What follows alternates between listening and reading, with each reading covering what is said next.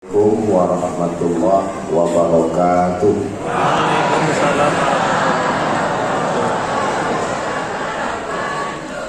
Alhamdulillahilladzi bi ni'matihi tatimmus shalihat.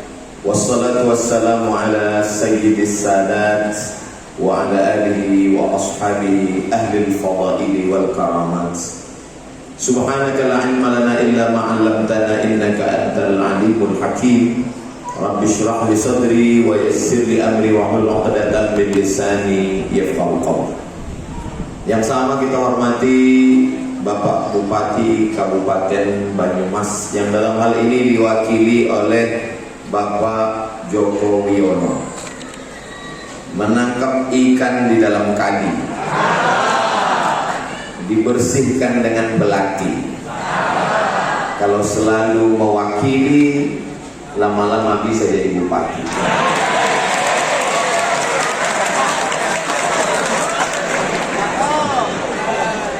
Memang cantik kain katun. Kain katun dipakai mengaji. Saya tidak lagi berpantun karena sudah dihabiskan Ustadz Arif Fauzi. Pimpinan Muhammadiyah Aisyah Banyumas, tokoh masyarakat, Ustadz Abdul Somad ini tidak adil karena yang menunggu dari tadi kami semua, tapi yang dihormati, yang disebutkan hanya pejabat dan tokoh-tokoh saja. Tidak begitu, semuanya kita hormati. Hadirin hadirat, muslimin muslimat, mukminin mukminat, solihin solihat, yang belum kawin dan belum sunat. Semua yang hadir ini dimuliakan Allah Subhanahu wa ta'ala. Amin ya rabbal alamin. Saya hari ini benar-benar diberikan kehormatan yang luar biasa, berbicara di depan 5.000 orang. Kalau tidak percaya, hitung sendiri. Di alam yang sangat indah ini, kalau memandang ke kiri, di kaki bukit sawah terhampar, pokok kelapa nyiur melambai. Memandang pula ke kanan, pucuk-pucuk pisang. Jamaah sampai melimpah, tidak hanya di atas dan di bawah, tangga-tangga pun penuh semuanya. Mudah-mudahan apa yang kita lakukan ini diridhoi Allah Subhanahu wa ta'ala. Tema yang diberikan kepada saya adalah, kalau saya ringkaskan 4 poin. Yang pertama itu pendidikan profetik. Bagaimana pendidikan ini bisa mencetak orang yang punya kemampuan. Kira-kira keahliannya nanti bidang apa. Jadi hebatnya orang barat itu bisa dilihat dari tanda tangannya. Oh, ini tanda tangannya ke atas, berarti ini nanti tukang bangun menara. Oh, ini tanda tangannya arahnya kelihatannya ke bawah, ini berarti arsitek untuk kolam dan WC. Jadi mereka bisa melihat dari tanda tangan. Makanya anak-anak itu disekolahkan sesuai dengan apa kemampuannya, sehingga nanti dia memang betul-betul suka di pendidikan itu. Mudah-mudahan nanti anak-anak kita ini juga punya ilmu yang mapan, sehingga dia bisa bekerja sesuai keinginan dan kemauannya, insya Allah. Amin. Jangan paksa anak. Ustadz Abdul Somad, kami ingin kirim anak kami ke Mesir. Masya Allah, di tempat lain mikrofonnya mati baru diganti. Ini masih hidup sudah diganti. Betul hebat Pondok Pesantren Modern Zamzam Muhammadiyah. Pondok pesantren terbesar Muhammadiyah nomor 2 di Indonesia. Mudah-mudahan semakin banyak pondok pesantren sehingga mencerdaskan umat dan bangsa. Ustaz Abdul Somad, gimana caranya ke Mesir? Yang mau ke Mesir ini siapa, Bu? Yang mau ke Mesir siapa, Pak? Iya, saya kepengen. Kalau bapak mau ke Mesir, bapak yang pergi ke Mesir. Jangan kirim anaknya. Oh, anaknya nggak mau. Anak nggak mau, dipaksa juga ke Mesir. Pulangnya bukan jadi Nabi Musa, jadi Fir'aun. Orangnya nggak suka. Kalau Ustadz dulu ke Mesir, memang saya yang mau. Saya kelas 3 SMP habis sholat subuh pergi ke rumah imam besar Masjid Raya Medan, Syekh Allah lupa namanya, Jalaluddin Abdul Muthalib. Syekh Tuan Guru Jalal, saya mau ke Mesir. Kelas berapa sekarang? Kelas 3 SMP. Nanti tamat dulu aliyah baru kita urus. Memang saya yang mau. Jadi kalau anak dipaksa untuk menghadapi orang banyak, jadi guru, jadi ustadz, itu menghadapi orang banyak. Sementara anak ini nggak suka menghadapi orang banyak. Dia sukanya berhadapan dengan komputer. Jangan masukkan ke Al-Azhar. Jangan jadi dosen dan guru. Terus jadi apa? Jadi programmer. Masukkan ke Fakultas Sains Teknologi. Nah, makanya menolong agama ini gak mesti jadi ustaz. Menolong agama ini bisa jadi apapun. Jadi polisi bisa menolong agama. Jadi tentara bisa menolong agama. Jadi pengacara bisa menolong agama. Insya Allah adik-adik alumni MBS Zam-Zam ini, semua lini ini diisi oleh alumni, insya Allah. Amin. Anak saya nih Pak Ustadz kemana-mana bawa palu, bawa martil, jadi hakim konstitusi. Nilai bagus, nilai kurang bagus jadi tukang. Enggak hina, yang penting rezekinya halal, betul? Anak saya ini Pak Ustadz suka mandi di sungai, angkatan laut. Anak saya ini kemana-mana bawa sempritan Pak Ustadz, polisi. Nggak lulus polisi, wasit sepak bola. Nggak ada yang sia-sia. Anak-anak kita ini seperti batu, Bu. Seperti batu, Bapak. Di Grenda dia akan jadi batu cincin. Kalau memang dia batu bacan, insya Allah 2-3 kali putar berkilat. Kalau sudah digosok nggak berkilat juga, berarti batu gilingan untuk buat sambal terasi. Bukan berarti dia nggak ada gunanya. Semua ada profesinya masing-masing. Terus Ustadz Somad dulu waktu kecil gimana? Saya tanya ibu saya dulu waktu kecil gimana? Kamu anak pertama, adik laki-laki cuma 2 orang. Kalau saya suruh kamu beli gula sama minyak ke warung sebelah masih kecil, itu nggak pulang-pulang. Kenapa? Ngobrol sama tukang warung. Jadi memang dari dulu saya ini orangnya ngomong. Maka sangat tepat saya menjadi ustadz, karena ustadz itu ngomong. Masuk. Kalau ngomong itu bahasa Perancisnya parler, ngomong. Kalau paman itu parler. Parler ngomong, parlemen tempat orang ngomong. Jadi memang ada orang yang ngomong, dosen ngomong, guru ngomong, ustadz ngomong, narasumber ngomong, anggota parlemen, DPR RI, DPRD, DPD itu ngomong. Tapi ada orang yang justru nggak boleh ngomong. Siapa? Tukang. Tukang nggak boleh ngomong. Makanya kalau ada tukang di rumah bapak ibu, jangan dibawa ngomong. Nanti kerjanya nggak jadi. Supir juga nggak boleh ngomong. Makanya kalau kita pergi haji, pergi umrah, supir itu tertulis di depan, dilarang ngomong. Karena kalau dia ngomong nggak fokus, habis dia tabrak semua nanti di depan. Jadi memang ada, kita didik anak-anak kita ini, yang penting akidahnya benar, ibadahnya betul, ilmu-ilmu pokok bahasa itu penting. Karena bagaimanapun dalam Islam bahasa Arab, dunia modern internasional bahasa Inggris, tapi tetap jangan melupakan bahasa komunikasi sehari-hari. Ini santri-santri pada ngumpul semua, alhamdulillah. Kaifa halukum?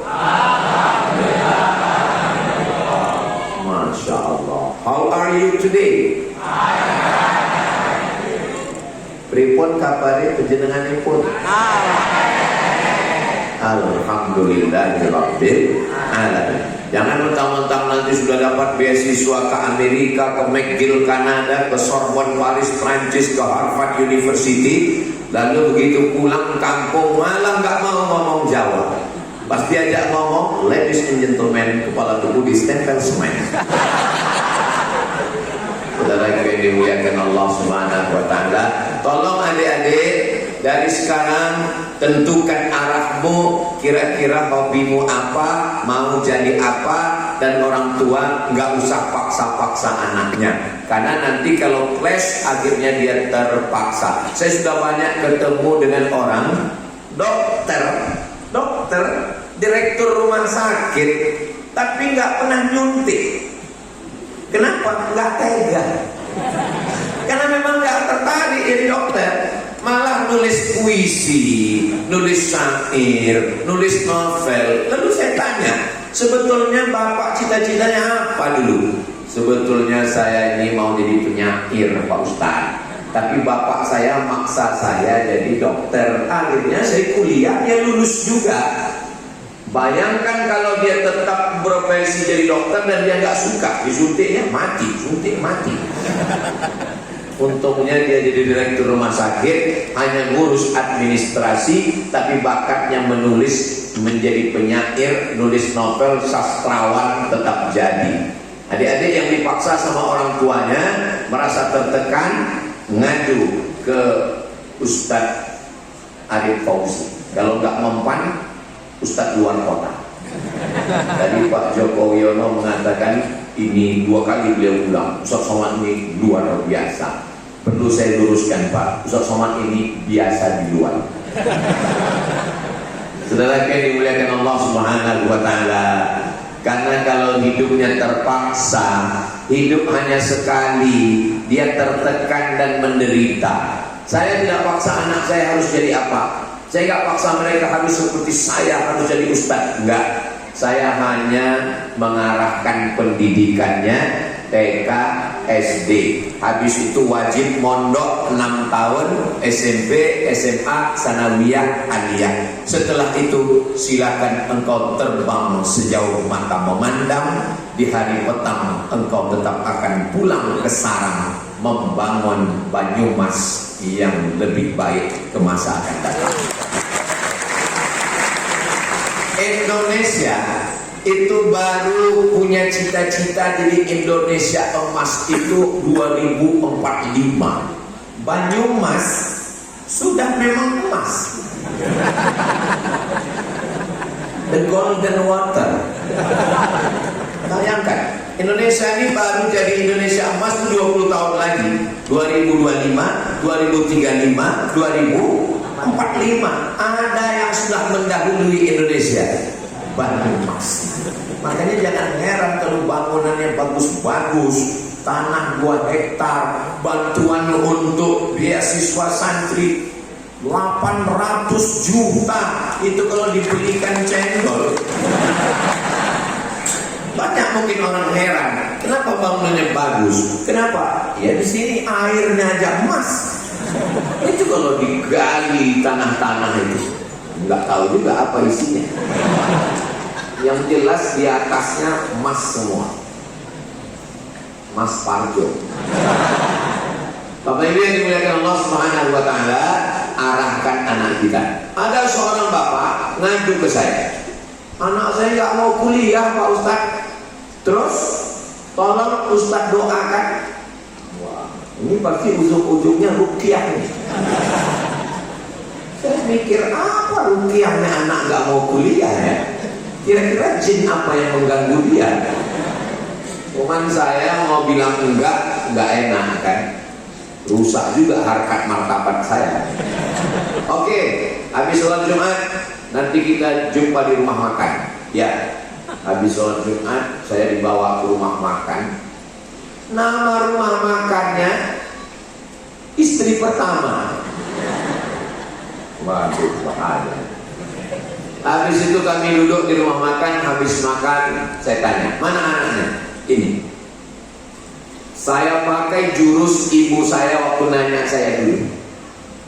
Kamu mau kuliah apa mau nikah? Kalau mau kuliah, saya daftarkan. Kalau mau nikah, saya pinangkan. Tunjukkan mana rumahnya. Akhirnya dia jawab, kalau mau kuliah kemanapun kamu, ke UIN, University Islam Antarbangsa, ke IIU, International Islamic University, kemanapun kami antar. Tapi kalau mau nikah, tunjukkan rumah perempuannya, akan kami pinangkan. Nah, itu saya ngomongnya dulu. Kalau sekarang saya nggak berani ngomong begitu, karena khawatirnya tunjukkan rumahnya, kami pinangkan. Khawatirnya saya yang diterima.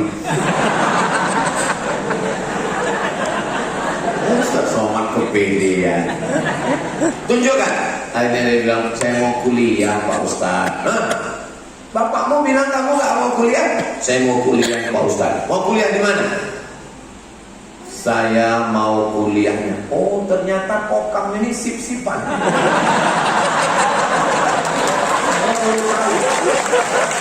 Masya Allah. Jadi kalau sudah berganti, itu berarti udah 20 menit. Berarti pergantian ketiga saya harus berhenti. Karena saya di mana-mana ngomong 60 menit sesuai tertulis di botol 600 ml. Kecuali di MBS Zam-Zam, karena airnya beda, air kelapa muda. Nah, lalu saya tanya, kamu mau kuliah di mana? Saya mau kuliahnya di Politeknik Kaltek Pak Ustaz. Oh, kenapa sudah bapakmu bilang kamu gak mau kuliah? Karena dia gak nanya saya dan dia gak mau saya ikut dia ikut saya, maunya saya ikut dia. Daripada saya ikut dia, mendingan saya gak kuliah Pak Ustaz. Terus saya bilang ke bapaknya, kamu kenapa paksa anak kamu? Kalau kamu mau kuliah seperti jurusan yang kamu suka, ya kamu aja yang kuliah. Akhirnya anaknya kuliah dan sampai sekarang nggak pernah nelpon saya. Karena memang orang-orang tua ini selalu nelpon saya kalau ada masalah. Kalau ada masalah nelpon. Jadi kalau ada jamaah yang udah nggak nelpon lagi, alhamdulillah, berarti hidupnya sudah nggak ada masalah. Arahkan pendidikan anak kita. Adik-adik santri MBS Zam-Zam yang mau jadi dokter, angkat tangan. Di atas. Masya Allah, wakil tenang nih. Banyak yang mau jadi dokter. Bagus. Kenapa saya bilang bagus jadi dokter?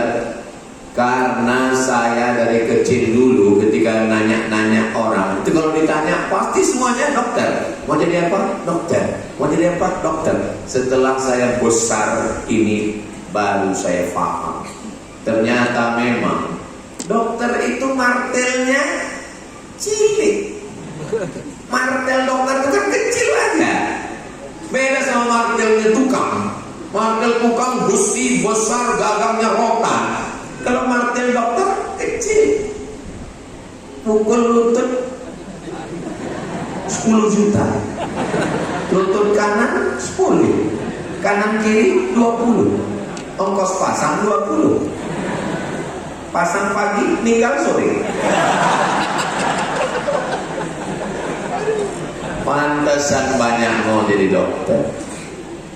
Senternya, dokter itu meletakkan senter di saku bajunya kecil, baterainya 1. Sementara saudara kita yang jaga malam dari jam 6 sore sampai jam 6 subuh baterainya 6. Narik semua di senter. Sekali senter wajah istrinya. Dokter kecil saja, buka mulut 10 juta. Banyak pasien yang takut nutup, karena buka 10 tutup 15, buka tutup 25. Silakan adik-adik jadi dokter, nggak usah ceramah. Kalian kalau jadi dokter nggak usah ceramah. Dokter cukup pakai senter, pakai martil, udah. Kira-kira jamaah ini sekarang, umat Islam ini lebih percaya omongan ustaz atau omongan dokter? Maka saya nggak banyak ngomong ini. Nah, mereka lebih percaya dokter. Kalau Ustaz Somad yang ngomong, marilah kita sholat, kita akan mati, kita nanti membawa ibadah, mereka nggak percaya. Tapi kalau dokter yang ngomong, mohon maaf Pak, ini gula darahnya tinggi, kolesterolnya tinggi. Kalau menurut perhitungan kami secara medis, ini umur Bapak nggak sampai Jumat depan dan meninggal. Langsung taubat nasuha. Terus kalau saya mati gimana dok? Tenang, amal jariah tetap mengalir. Salurkan ke kelas-kelas dan bantuan mahasiswa ke MBS Zamzam Muhammad. Insya Allah. Maka saya amat sangat support kalian jadi dokter. Dokter-dokter yang hebat. Dokter nggak perlu tablik akbar. Jangan waktu nyuntik itu assalamualaikum, nggak perlu. Yang penting profesi kalian diridhoi Allah Subhanahu wa ta'ala. Kira-kira yang didengar orang ngomongnya ustadz atau polisi? Ini pada ragu. Nanti kita ngomong polisi, ustadznya tersinggung. Ngomong ustadz, polisinya nakal. Ini acara kita ini bisa aman damai. Ini dikawal oleh polisi dan Kokam. Ustaz tahu dari mana? Banser juga, Banser, Kokam, polisi. 3 lapis. Linmas 4 lapis. Apakah Banyumas ini aman? Kenapa pengawalnya sampai 4 lapis? Ternyata di bawah sana ada gerakan mak-mak garis keras. Kami waktu mau naik ke atas ini, saya angkat tangan. Ini yang saya pikirkan tinggal gimana pulangnya. Apa ada jalan lain nggak? Tolong arahkan anak kita sesuai profesi. Saya disuruh ngantor. Saya lulus CPNS, calon pegawai negeri sipil 2008. Wajib ngantor 1 tahun. Masuk jam 8, pulang jam 4, di depan komputer, nggak boleh keluar, stres. Suruh ngantor. Ada atasan, pas mau keluar nanya, mau kemana? Pulang jam berapa? Mana laporannya? Ini kalau kayak gini bisa gila saya. Cepat-cepat saya LPG, 1 tahun saya ngantor, habis itu saya PNS, saya ngajar ke kelas, udah nggak ngantor lagi. Nah, jadi memang jangan paksakan. Bayangkan kalau ibu bapak memaksakan anak yang dia nggak suka. Memang nasib anak laki-laki nih, Allah, kecil dipaksa ibu. Anak-anak kecil coba dipaksa. Kecilnya dipaksa ibu, sudah besar dipaksa ayah, di jalan kena tilang, sudah nikah dipaksa istri. Kapan lagi kami bahagia? Betul laki-laki? Ternyata ada ungkapan yang terpendam. Saya hari ini merasa menjadi juru bicara laki-laki yang teraniaya. Saudara yang dimuliakan Allah Subhanahu wa taala, lepaskan anakmu, biarkan dia mendapatkan pendidikan yang layak, TK Muhammadiyah, SD Muhammadiyah. Setelah itu dia 6 tahun mondok di pesantren modern Zamzam Muhammadiyah. Setelah itu biarkan dia sekolah sesuai dengan kemauan dan kemampuannya. Anda mau anak Anda berdisiplin, berilmu pengetahuan, daftarkan segera ke MBS Zamzam sebelum tanggal penutupan berikut ini. Ingat, kuota terbatas. Ustaz jangan iklankan lagi MBS Zamzam. Ini santrinya sudah over capacity, sudah membludak. Untuk apa lagi Ustaz buatkan iklannya? Saya mau dapat amal jariah. Saya nggak membangunkan mereka di tengah malam, saya nggak ngajar mereka.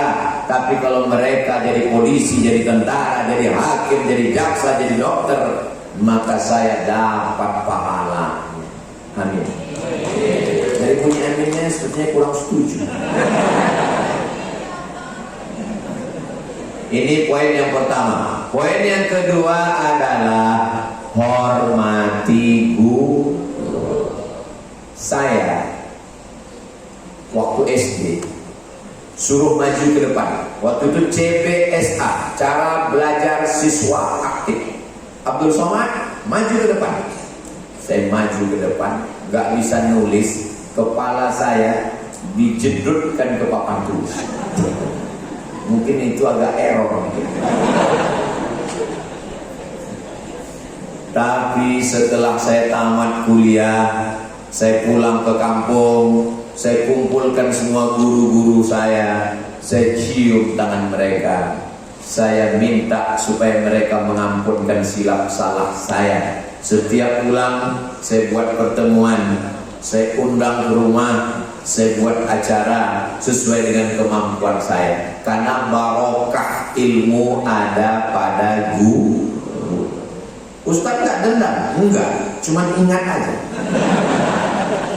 Bagaimanapun mereka adalah guru kita. Kalau cerita tentang banyak ilmu, yang paling hebat ilmunya ya AI. Dulu kata orang yang paling hebat Syekh Google. Sekarang ada lagi Google itu ternyata punya Syekh juga. Namanya Syekh AI. Dia lain banyak ilmunya, tapi mereka tidak ada keberkahan. Maka adik-adik, nanti setelah kalian menjadi orang-orang hebat, orang-orang besar, nanti kalian buat pertemuan alumni MBS Zamzam Reuni Akbar 2045, 2025, 2035, 2045. Penceramah Abdul Somad. Yang nanti akan datang kemari kalian. Waktu itu ibu-ibu, bapak sudah meninggal. Saya masih hidup.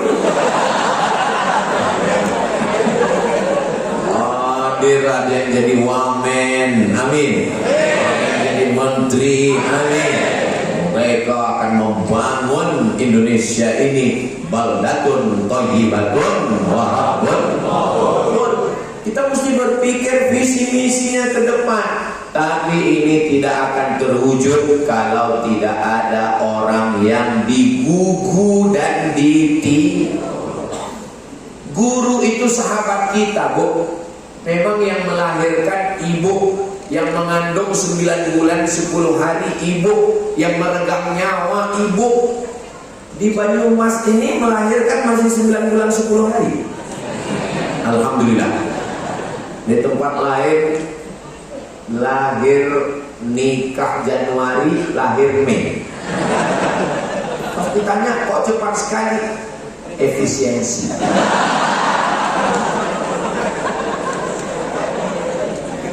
Maksudnya apa?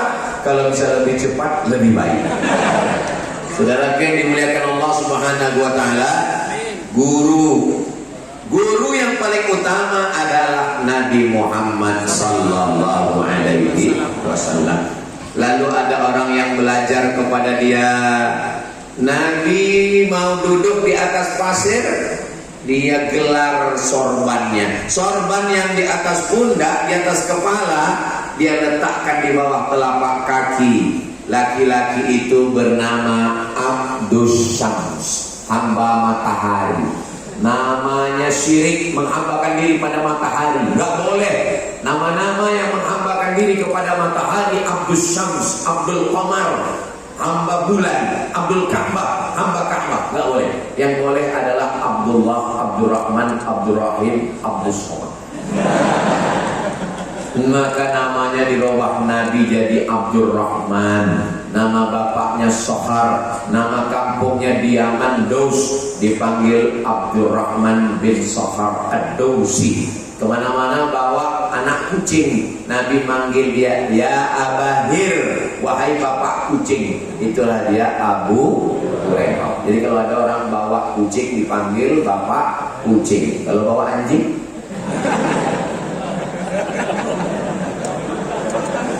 ya Abahir, Abu Hurairah.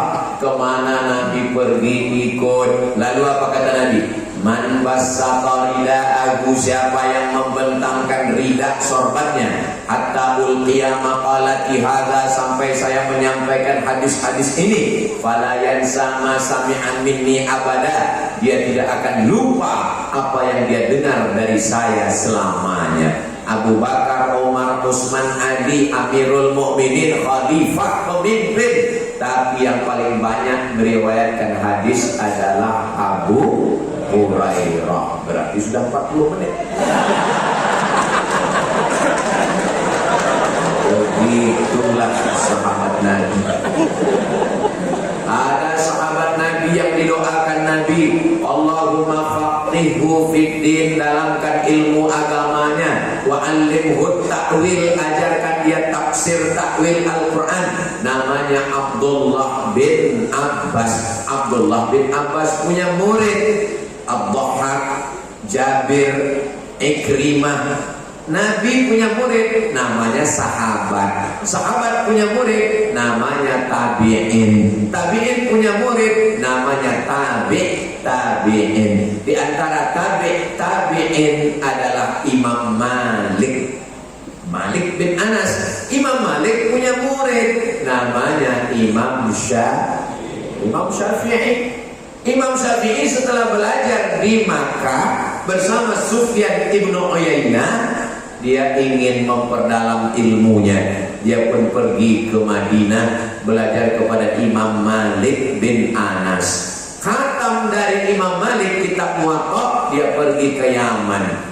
Dari Yaman dia pergi ke Kufah menemui murid-murid Imam Abu Hanifah, Imam Hanafi. Setelah itu dia berangkat ke Mesir tahun 200, meninggal di Fustat Kairo tahun 204. Imam Syafi'i punya murid namanya Imam Ahmad bin Hambal. Itulah dia Imam Hambali.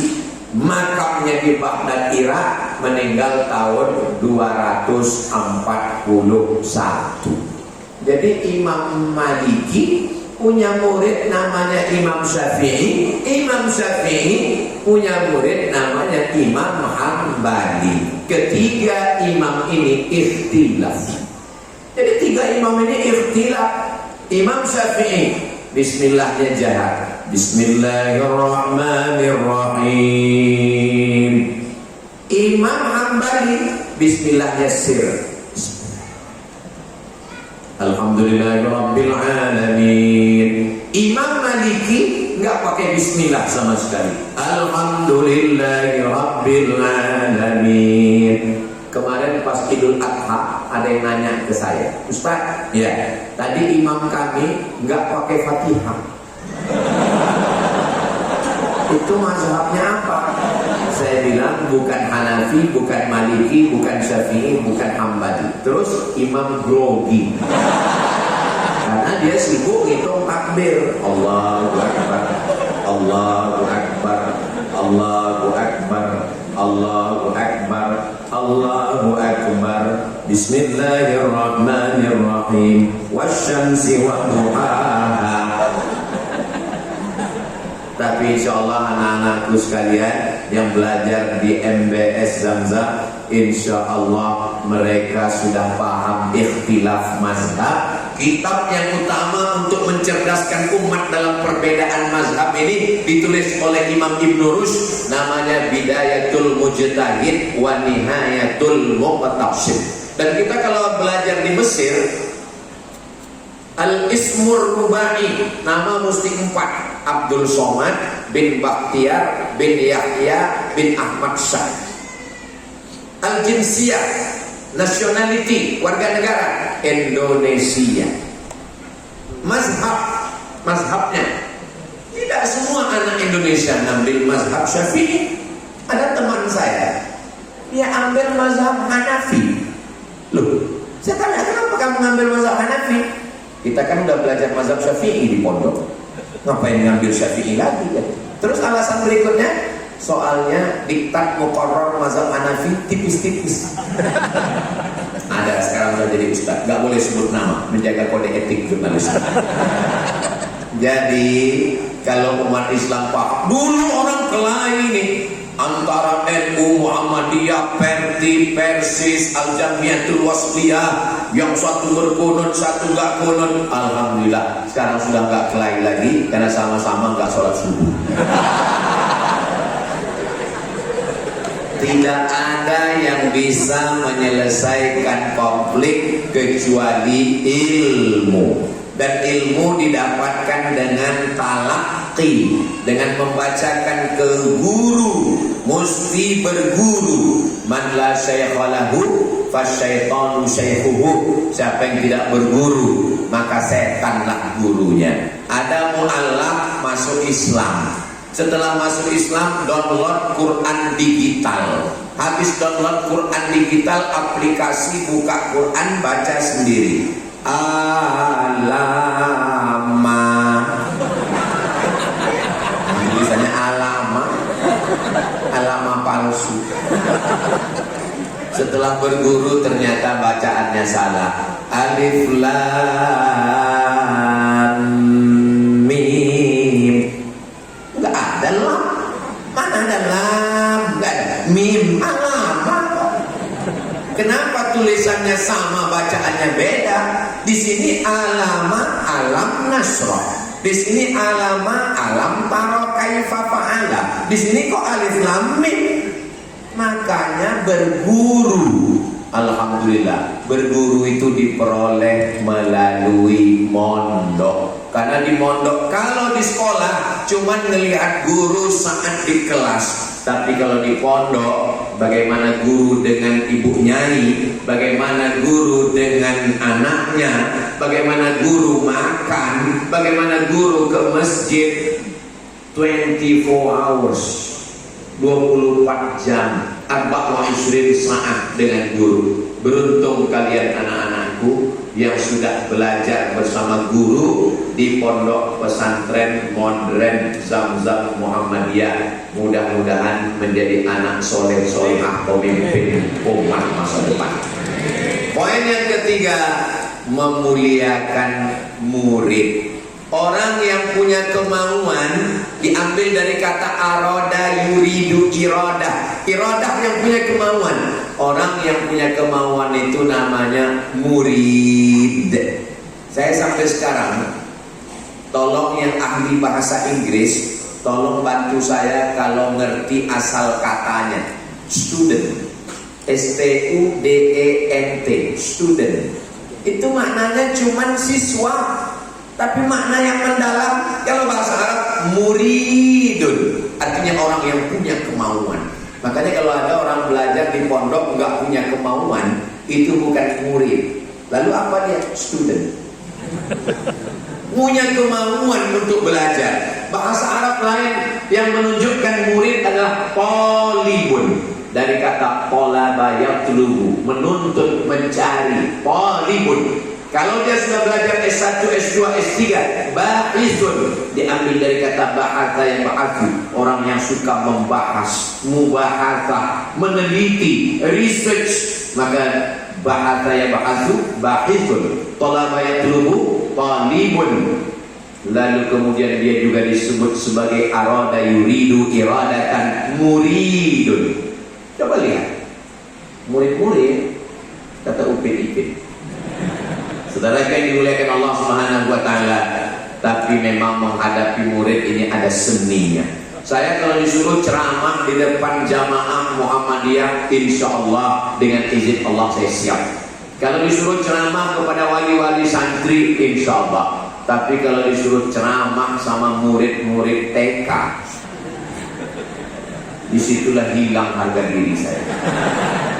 Ustaz Somad nanti mampir ke TK kami ya, ceramah di TK ya. Oke, siap, saya datang. Sampai di TK, dipanggil sama protokol. Berikut ini mari kita dengarkan tausiah yang disampaikan oleh Ustaz Abdul Somad. Satu pun anak TK itu gak ada yang peduli.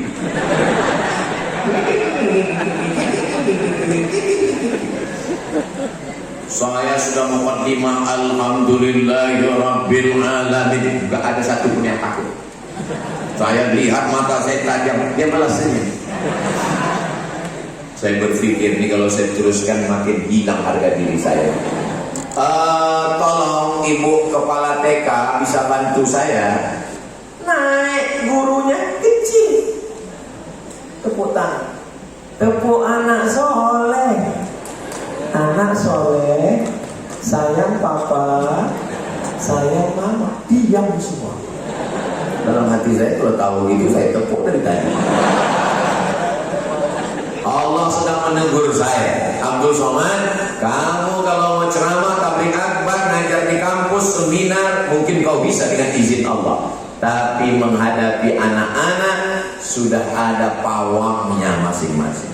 Boleh jadi ibu dokter spesialis kandungan, spesialis objin. Boleh jadi bapak jenderal bintang 4. Tapi untuk pendidikan anak tidak ada jalan lain. Serahkan ke MBS Zamzam.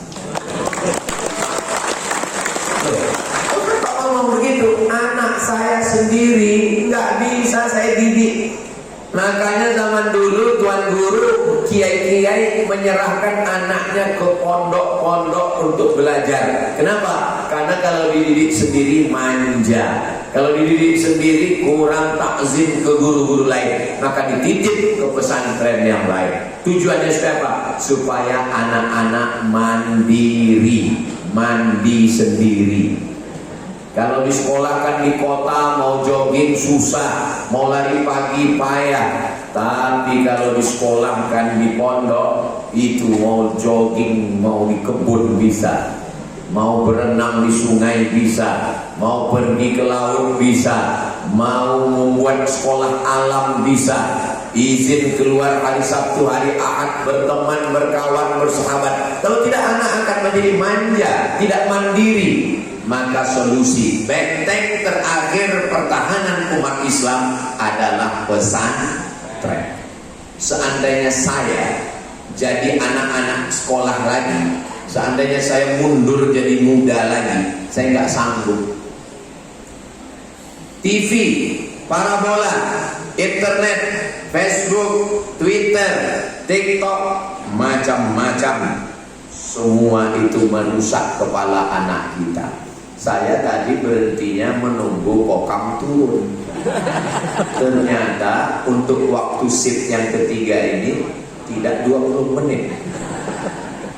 Poin yang keempat adalah setelah anak dididik sesuai punya profesi kemampuan, muliakan gurunya, muliakan anak didik santrinya. Poin yang keempat adalah yang terakhir, tujuannya supaya negara kita benar-benar merdeka. Di bawah ini ada nikel, di bawah ada batu bara, di bawah ada emas, di bawah ada uranium. Jangan sampai yang ngolah orang lain masuk ke negara kita, diambil, dibawa keluar karena kita tidak mampu mengolahnya. Maka yang jadi arsitek, yang jadi pakar, yang jadi ekonom, jangan sampai kita dijajah 2 kali. Jepang sudah pulang ke Tokyo, Belanda sudah pulang ke Amsterdam.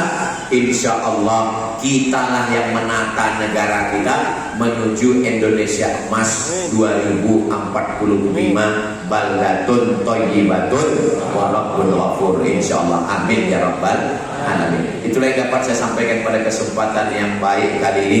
Mungkin ada selama menyampaikan lebih kurang 1 jam ini, banyak omongan saya yang menyinggung perasaan, tidak berkenan di hati Bapak Ibu. Maukah memaafkan saya?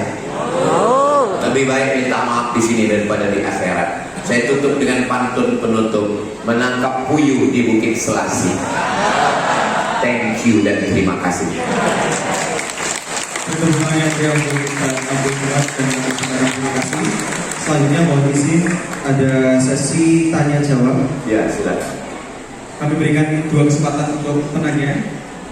Kami persilakan kepada jamaah. Oke, baik. Monggo untuk petugas langsung diserahkan mic-nya.